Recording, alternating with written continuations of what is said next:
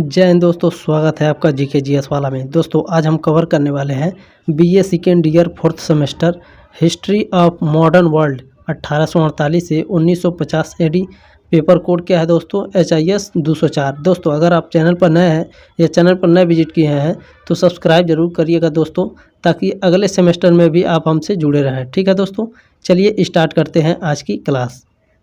दोस्तों पहला प्रश्न कह रहा है बिस्मार्क का जन्म कब हुआ था?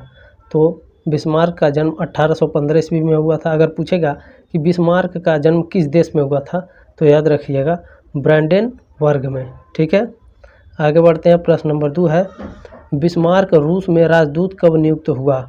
तो प्रश्न नंबर 2 का ऑप्शन नंबर बी है दोस्तों, 1859 में बिस्मार्क रूस का राजदूत बना। ठीक है, प्रश्न नंबर 3 है बिस्मार्क फ्रांसीसी राजदूत के रूप में कब नियुक्त किया गया? तो 1862 में फ्रांसीसी राजदूत के रूप में बिस्मार्क को नियुक्ति मिली थी। इम्पोर्टेंट प्रश्न है दोस्तों, ध्यान दीजिएगा। आगे बढ़ते हैं। प्रश्न नंबर 4 पूछा है बिस्मार्क प्रसा का चांसलर कब नियुक्त हुआ? मोस्ट इम्पोर्टेंट प्रश्न है, ध्यान दीजिएगा दोस्तों। 1862 ईस्वी में बिस्मार्क प्रसा का चांसलर नियुक्त किया गया। ठीक है, प्रश्न नंबर 5 पूछा है जर्मनी का एकीकरण किसने किया? मोस्ट इम्पोर्टेंट प्रश्न है दोस्तों, जर्मनी का एकीकरण बिस्मार्क ने किया था। ठीक है, आगे बढ़ते हैं। प्रश्न नंबर 6 कह रहा है दोस्तों जर्मनी का सबसे शक्तिशाली राज्य कौन था? तो प्रसा जर्मनी का सबसे शक्तिशाली राज्य था। आगे बढ़ते हैं दोस्तों। प्रश्न नंबर 7 कह रहा है जर्मनी के आर्थिक राष्ट्रवाद का पिता किसे माना जाता है? मोस्ट इम्पोर्टेंट प्रश्न है, जर्मनी के आर्थिक राष्ट्रवाद का पिता किसे माना जाता है? तो ऑप्शन नंबर बी है दोस्तों, फ्रैंकफर्ट को जर्मनी के आर्थिक राष्ट्रवाद का पिता माना जाता है। प्रश्न नंबर 8 है दोस्तों जर्मनी राष्ट्रीय सभा को किस नाम से जाना जाता है? इम्पोर्टेंट प्रश्न है, जर्मनी के राष्ट्रीय सभा को किस नाम से जाना जाता है? ऑप्शन नंबर बी है, डायट के नाम से जाना जाता है। प्रश्न नंबर 9 कह रहा है दोस्तों जर्मन साम्राज्य पर ऑस्ट्रिया का आधिपत्य कब से कब तक रहा? तो ऑप्शन नंबर सी है दोस्तों, 1815 से 1850 तक जर्मन साम्राज्य पर ऑस्ट्रिया का आधिपत्य रहा। ठीक है, आगे बढ़ते हैं। प्रश्न नंबर 10 है दोस्तों, मोस्ट इम्पोर्टेंट प्रश्न है, ऑस्ट्रिया का चांसलर कौन था? तो ऑप्शन नंबर सी है दोस्तों, मेटरनिक ऑस्ट्रिया का चांसलर था। ठीक है, प्रश्न नंबर 11 कह रहा है विलियम प्रथम के शासनकाल में प्रसा का रक्षा मंत्री कौन था? तो ऑप्शन नंबर सी है दोस्तों, वान रून। विलियम प्रथम के शासनकाल में प्रसा का रक्षा मंत्री कौन था? वान रून। इम्पोर्टेंट प्रश्न है। ठीक है, आगे बढ़ते हैं दोस्तों। प्रश्न नंबर 12 है किस युद्ध में ऑस्ट्रिया ने प्रसा के आगे आत्मसमर्पण कर दिया? तो ऑप्शन नंबर सी है दोस्तों, सेरेजोवा के युद्ध में ऑस्ट्रिया ने प्रसा के आगे आत्मसमर्पण कर दिया था। ठीक है दोस्तों, आगे बढ़ते हैं। कुछ नोट्स दिए गए हैं, ध्यान से पढ़ लीजिए। सेरेजोवा का युद्ध कब हुआ था? तो 1866 में। ये प्रश्न पूछेगा कि सेरेजोवा का युद्ध कब हुआ था? तो 1866 में। ठीक है, किसके किसके बीच हुआ था? तो ऑस्ट्रिया और प्रसा के बीच हुआ था। और अगर पूछेगा कि ऑस्ट्रिया और प्रसा के बीच प्रसंधि कब हुई थी? तो याद रखिएगा 1866 में ऑस्ट्रिया और प्रसा के बीच संधि हो गई थी। ठीक है, प्रश्न नंबर 13 है दोस्तों ऑस्ट्रिया किस संधि के तहत जर्मन संघ में शामिल हुआ? तो ऑप्शन नंबर सी है दोस्तों, प्राग संधि। ऑस्ट्रिया किस संधि के तहत जर्मन संघ में शामिल हुआ? प्राग संधि के। इम्पोर्टेंट प्रश्न है, ध्यान दीजिएगा। आगे बढ़ते हैं। प्रश्न नंबर 14 है दोस्तों सूडान का युद्ध कब हुआ था? तो ऑप्शन नंबर डी है दोस्तों, 1870 में सूडान का युद्ध हुआ था। अगर पूछेगा कि सूडान का युद्ध किसके किसके बीच हुआ था तो याद रखिएगा फ्रांस और प्रसा के बीच सूडान का युद्ध हुआ था। आगे बढ़ते हैं दोस्तों। प्रश्न नंबर 15 कह रहा है नेपोलियन तृतीय ने प्रसा के आगे कब आत्मसमर्पण किया? इम्पोर्टेंट प्रश्न है, ध्यान दीजिएगा। तो 1 सितंबर 1870 को नेपोलियन तृतीय ने प्रसा के आगे आत्मसमर्पण कर दिया था। ठीक है। प्रश्न नंबर 16 कह रहा है दोस्तों, फ्रैंकफर्ट की संधि किनके बीच हुई? तो ऑप्शन नंबर ए है दोस्तों, फ्रैंकफर्ट की संधि फ्रांस और प्रसा के बीच हुई थी। मोस्ट इंपॉर्टेंट प्रश्न है दोस्तों। अगर पूछेगा एग्जाम में कि फ्रैंकफर्ट की संधि कब हुई थी, तो याद रखिएगा 10 मई 1871 को फ्रैंकफर्ट की संधि हुई थी। किनके बीच हुई थी? फ्रांस और प्रसा के बीच। ठीक है।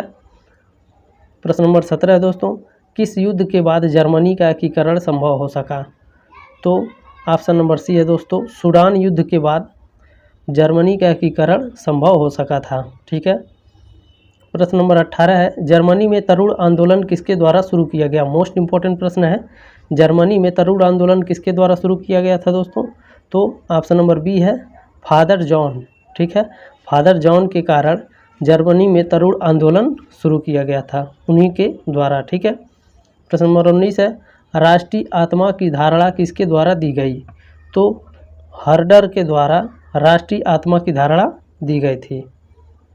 नोट है दोस्तों, ध्यान से पढ़िए। राष्ट्रीय आत्मा को वोल्काजिस्ट के नाम से जाना जाता है। अगर पूछेगा कि राष्ट्रीय आत्मा को किस नाम से जाना जाता है, तो वोल्काजिस्ट के नाम से जाना जाता है। प्रश्न नंबर 20 है, कौन सा राज्य चुंगी संघ से बाहर रहा? मोस्ट इंपॉर्टेंट प्रश्न है।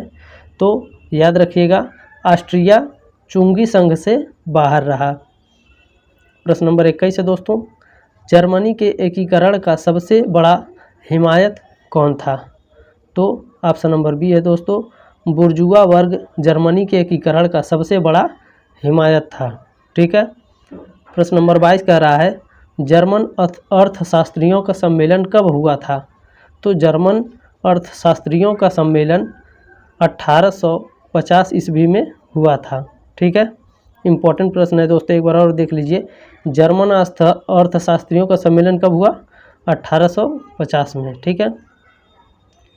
प्रश्न नंबर 23 है, जर्मनी के एकीकरण के बाद कौन जर्मन सम्राट घोषित किया गया? तो याद रखिएगा दोस्तों, ऑप्शन नंबर बी है, विलियम प्रथम जर्मनी के एकीकरण के बाद जर्मन सम्राट घोषित किया गया था। ठीक है दोस्तों, आगे बढ़ते हैं। प्रश्न नंबर 24 देखते हैं दोस्तों, इटली पर नेपोलियन का शासन कब तक रहा? तो इटली पर नेपोलियन का शासन 1796 से 1814 तक रहा। आगे बढ़ते हैं। प्रश्न नंबर 25 है, नेपोलियन इटली से कब पराजित हुआ? तो 1815 ईस्वी में नेपोलियन इटली से पराजित हो गया था। ठीक है। प्रश्न नंबर 26 है, इटली के किस राजा ने इटली के एकीकरण का प्रयास किया?